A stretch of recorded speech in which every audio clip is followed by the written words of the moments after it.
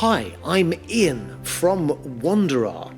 We were founded by a small group of education and tech nerds who decided to make the world's cities more accessible than ever before. So join us as we open up the world. But first, just take a moment to look around by moving your phone or using your trackpad. You can look left and right to see exactly what we're talking about. Try it for a moment yourself. The two most important buildings in Parliament Square are the great Royal Church of Westminster Abbey, which you can see on your right, and the Houses of Parliament, which you can see straight ahead.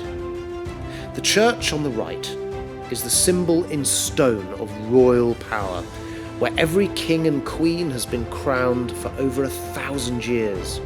It's sometimes referred to as the House of Kings.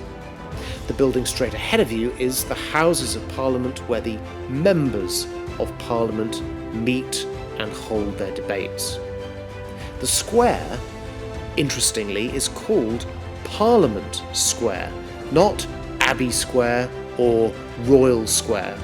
And the reason for this goes back to the 17th century. The British Parliament and the British monarch fought each other in 3 civil wars, wiping out 2.5% of the entire population, the bloodiest sequence of wars in British history. And Parliament, elected by the people, won.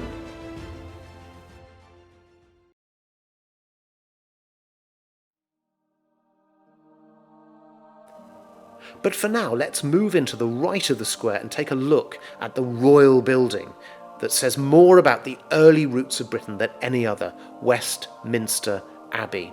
There it is, soaring towards heaven, so richly decorated it looks like someone's baked a cake for God. The pointed arches at the top of the windows, stretching upwards, the flying buttresses also stretching upwards, the golden French stone from Caen in Normandy, together with Kentish ragstone, the coloured glass in the circular rose window. It's a big, gooey cake. There's been a church on this site since at least the 700s, and it was rebuilt by King Henry III in the 1200s to house the tomb of his predecessor, King Edward the Confessor. Henry didn't live to see it finished. This part of the abbey took 150 years to rebuild and wasn't completed until 1517. That makes this version just over 500 years old. The previous version dated from 1065, and there's still a wooden door that dates from the year 1050, leading from the main body of the abbey into the chapter house.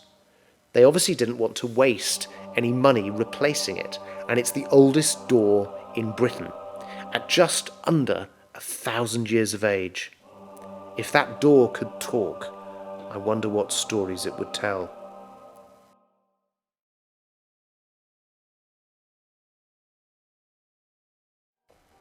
Here's what Westminster Abbey looks like inside. The main body of the building is called the nave, from the Latin word for a ship. The screen you can see straight ahead of you in the centre includes a monument to the great British scientist Sir Isaac Newton, who's meant to have discovered gravity when an apple fell on his head.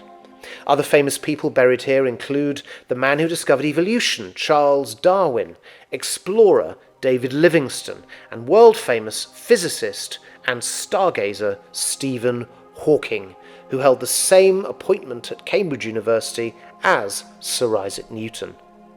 There are also memorials to the great wartime leaders Winston Churchill and Franklin D. Roosevelt.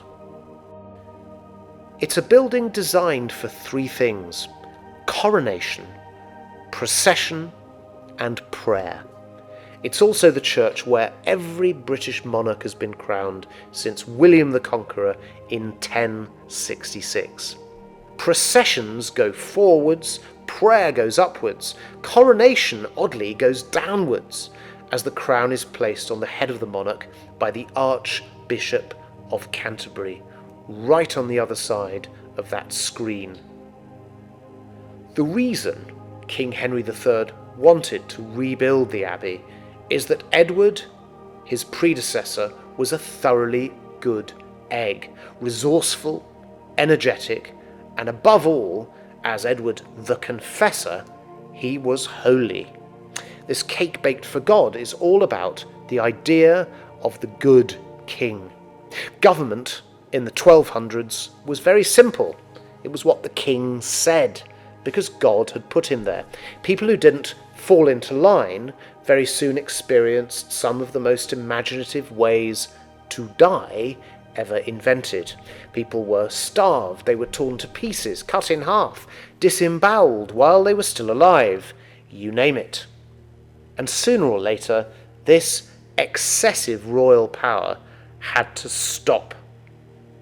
The history of Britain is all about kings being cut down to size, sometimes by other kings, but mainly by the people. Sometimes they were literally cut down to size, as in King Charles I, who ended up at least a foot shorter. He was crowned right here in Westminster Abbey, but then, just a few hundred yards from here, he not only lost his crown, but he also had his head removed. As we've already heard, Charles got into a long and bloody fight with Parliament, and Parliament won. Britain and its monarch would never be the same again.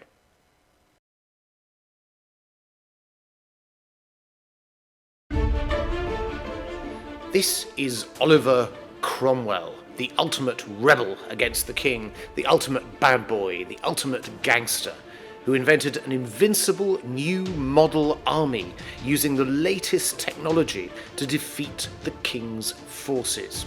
He's wearing battle dress from the 1600s, and you can almost smell the supple, high-quality leather and the lingering aroma of cordite and gunpowder.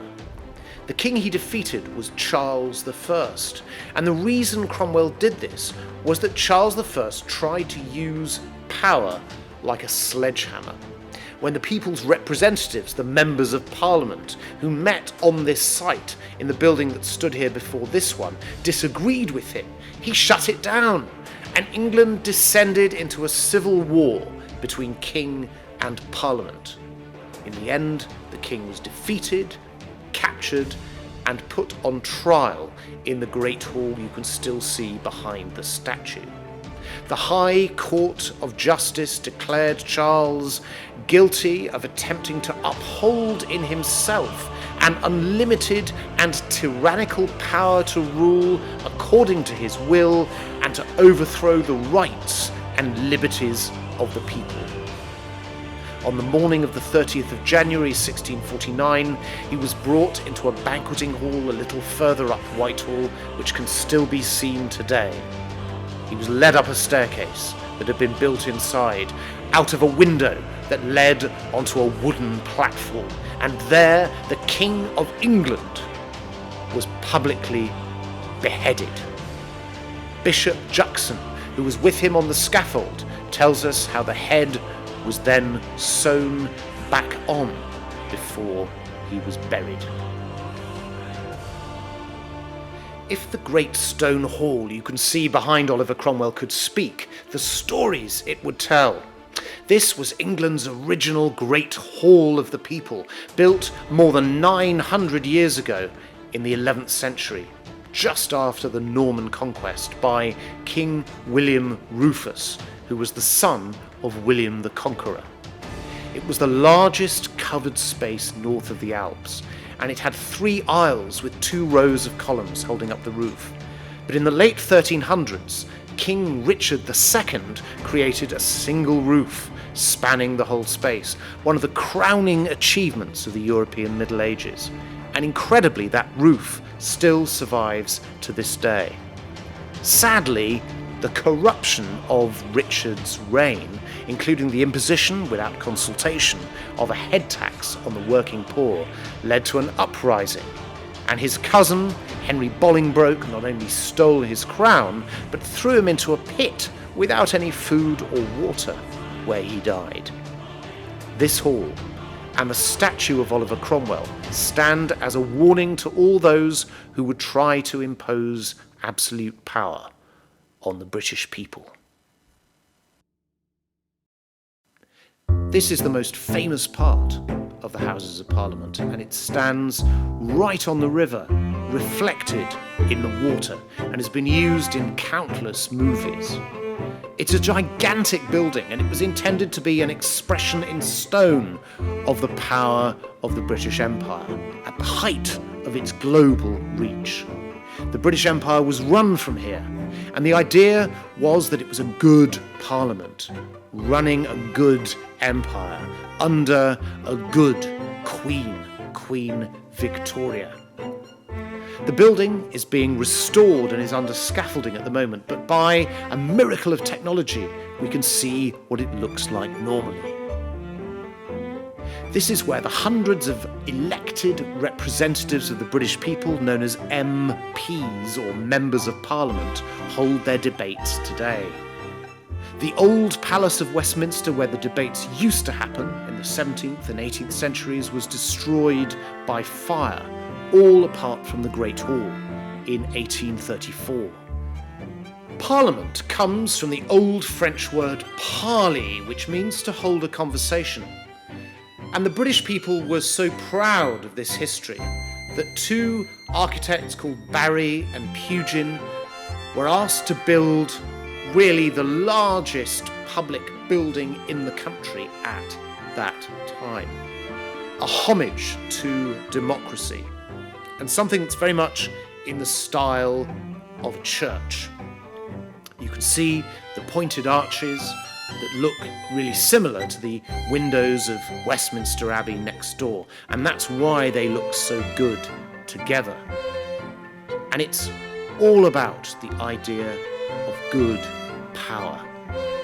Over 1,000 years of painful dispute, including the beheading of a king, 3 civil wars, Britain has refined its power and believes now that it has a version of state power that's the greatest in the world, because it's been remodeled over hundreds of years from a sledgehammer controlled from the top into an adult, grown-up conversation where there are two sides and where the country can change its mind from time to time and admit that it's made a mistake.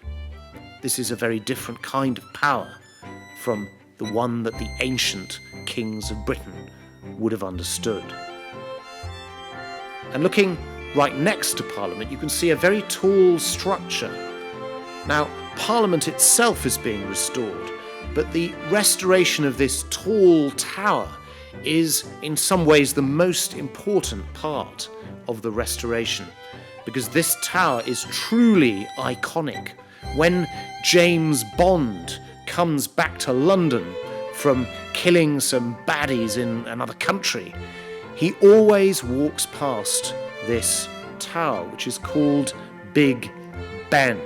It's a clock tower, and it's been here for about 200 years. Actually, the name Big Ben isn't strictly correct. It's actually called the Elizabeth Tower, and it's named after the Queen of England now, Queen Elizabeth II. It was renamed as a present for her on her Diamond Jubilee in 2012. Big Ben isn't actually the nickname of the tower at all. It's the nickname of the bell inside that rings on the hour, which is the second largest bell in the whole of Britain.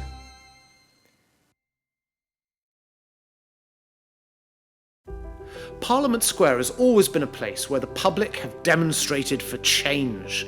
Many of the statues in the square honour people who've been agents for change and who did something positive. But that doesn't mean that they didn't get things wrong along the way. This bronze statue of Britain's most famous Prime Minister, Winston Churchill, by sculptor Ivor Roberts-Jones, dates from 1973. It shows the famous wartime leader at his irascible best.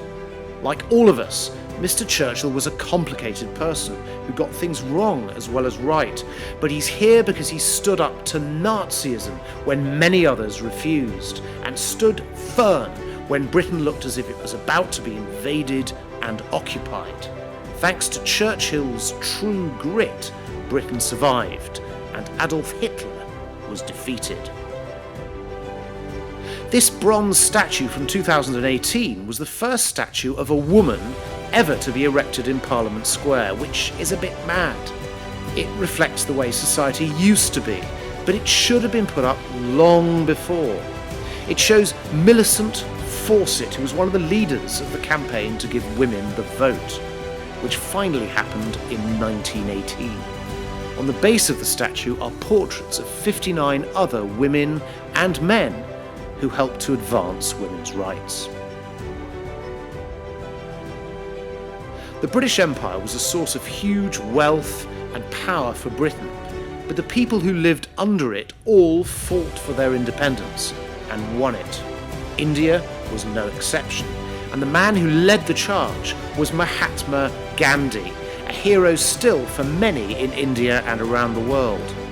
Famous for his simple lifestyle, he was one of the many great leaders of resistance movements over the years who've insisted on non-violence. Nelson Mandela was famously released from prison when South Africa gave up its notorious system of racial segregation, known as apartheid. As a former freedom fighter and a socialist, he may seem like an unlikely friend for Britain's Queen, Elizabeth II, but it's said that she allowed him to roam freely right through Buckingham Palace and interrupt her when she was doing her work. US President Abraham Lincoln's genius was to appeal to what he called the better angels of our nature. He was also the first president to use communication technology in an organised way, stationing a team of telegraph operators in the White House. A committed and victorious opponent of slavery, he was shot dead in his box at Ford's Theatre in Washington by an extremist and failed actor called John Wilkes Booth.